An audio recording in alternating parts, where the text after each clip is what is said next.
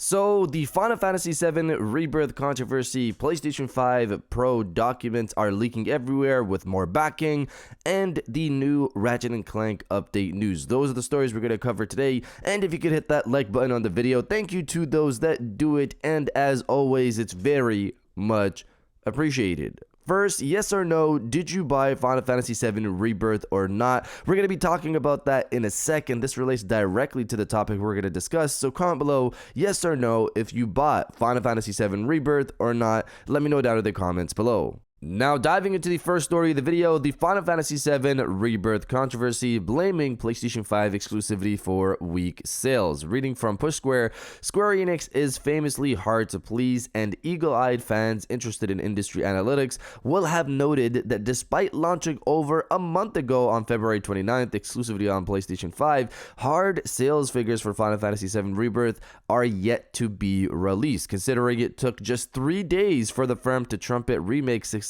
during a similar period and 6 days for Final Fantasy XVI. It should be no huge surprise that the sequel is underperforming in some sense. With Square Enix radio silent, we've been forced to rely upon industry analysts with access to analytics. According to Ampere, Rebirth has sold some 2 million copies in over a month on the market, a significant step back from Remake, which sold 3.5 million in just 3 days. For further comparison, mainline entry Final Fantasy XVI managed to hit 3 million in just 6 days, and even that was thought soft by Square Enix. And like Remake, Square Enix was extremely quick to boast of that feat, making its silence even more notable. So there's a couple of things here, stuff that's been said before. One, I've seen people call out this being a PlayStation 5 exclusive as an issue, and I'll be honest, I don't know how much of a benefit it would be for Square Enix to release this on Xbox as well,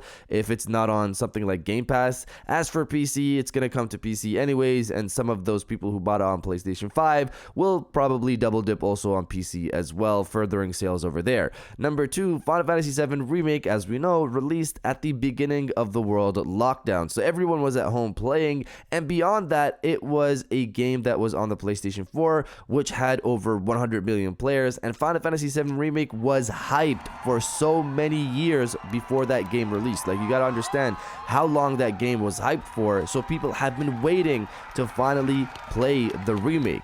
3. Final Fantasy VII Rebirth released on the PlayStation 5, where there was over 50 million players, and we don't have a world lockdown anymore, and that hype for Remake, I will say that hype for Remake wasn't there to the same level for Rebirth, because if you played Remake and didn't like it, you didn't get Rebirth, or you could be waiting for a sale. Take Final Fantasy XVI for example. That game was something fresh for the franchise and people wanted to play it. Would a Final Fantasy XVI Part 2 do well? That's what I'm not sure about. We'll see how this goes for Remake Part 3. And if you're enjoying the video so far, hit that subscribe button and join our growing community on our way to 150,000 subscribers.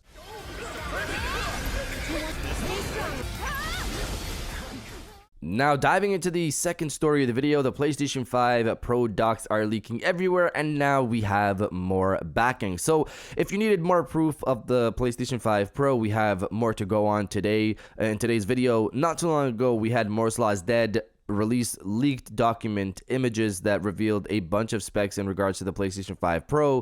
The PlayStation 5 Pro is said to have 2 to 4 times better ray tracing, which Moore's Law is Dead guesses it means the PlayStation 5 Pro will have RDNA 4 or above features, a new architecture to support machine learning upscaling that Sony calls PSSR or PlayStation Spectral Super Resolution. It'll support dynamic upscaling and full HDR support for the upscaling, and it'll have 45% faster rendering speed compared to the base PlayStation 5. Tom Henderson added more information to this, revealing that the PlayStation 5 Pro has 28% higher bandwidth for the memory over the base PlayStation 5, a 10% increase in CPU power with the high frequency mode clocking at 3.85 GHz versus the PlayStation 5's 3.5 GHz. It can process more audio data faster, leading to better audio on the PlayStation 5 Pro, there will be PlayStation 5 Pro enhanced games, and some of these will have a PlayStation 5 Pro mode. So the difference is an enhanced game. So if you just see an enhanced PlayStation 5 Pro game, that means it can have better ray tracing or better resolution or better performance over the base PlayStation 5 versus a PlayStation 5 Pro mode, which means it has ray tracing or better ray tracing and 60 FPS and upscaled 4K resolution using PSSR. Now, Digital Foundry also added more information to the conversation after Tom Henderson, stating that the PlayStation 5 Pro will have variable rate shading, which the base PlayStation 5 doesn't.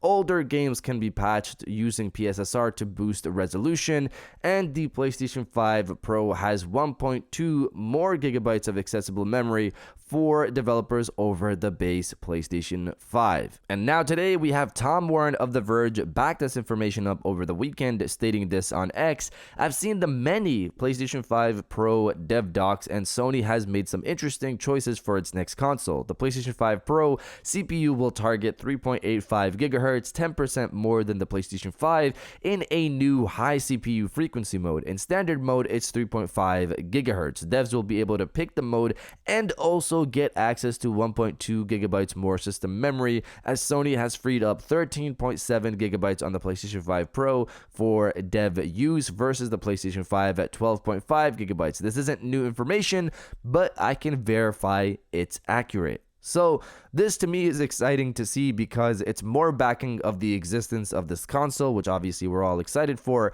and the specs we've seen so far, which could lead to exactly the console we want the PlayStation 5 Pro to be, with the potential Pro mode on games or maybe better resolutions on performance modes, upscaling them to 4K using PSSR, etc. Stuff like that. I'm looking forward to the reveal of this console, and this just gets me more excited. But you guys let me know if you're excited for the PlayStation 5 Pro or not. Let me know down in the comments below.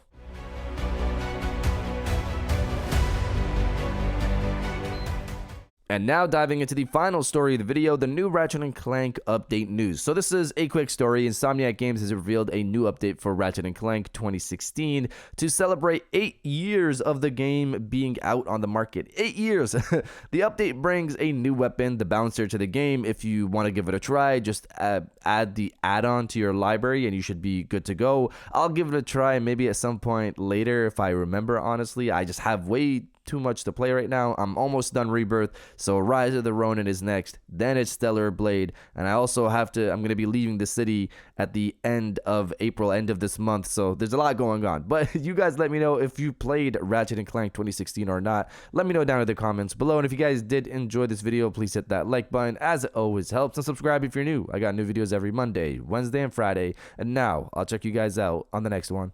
And welcome back to the after show. This is the part of the video where we have a little fun down in the comments below. If you're old, welcome back. If you're new, welcome. For today's thing, what I want you guys to do is to body, obliterate, destroy, and overall harass the comment section with "It is a new week." It's a new week, potentially new leaks, potentially new rumors.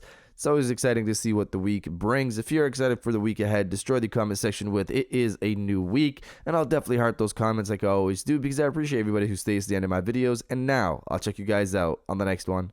That brute again.